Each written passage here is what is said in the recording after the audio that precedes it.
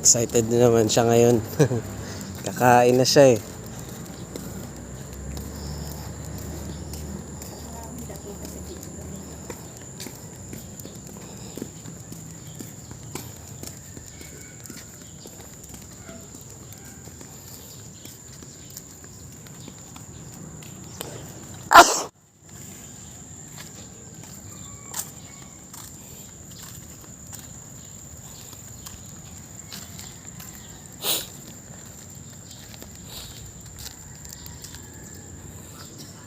Alam mo bang may nag-experiment na dyan te sa pagkain niya?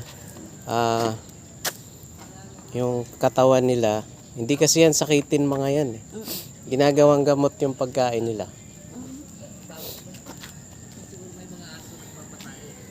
Kasi masustansya yung mga pagkain nila eh.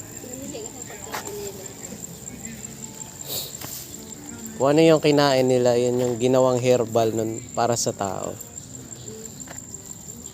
Kasi grabe, wala nga ako nakitang nagkakasakit yan eh.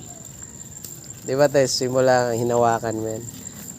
Hindi mo pa nakitang nagkasakit yan, di ba? Di ba? Kasi yung pagkain nila, sobrang mabitamins eh. Hindi nila yung pagkain nila.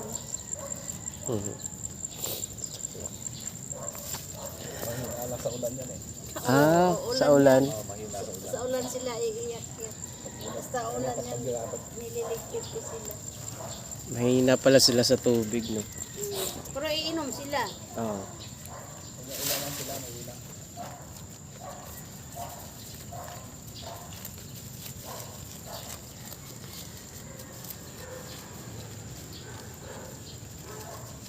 Maghapon na naman to kakain.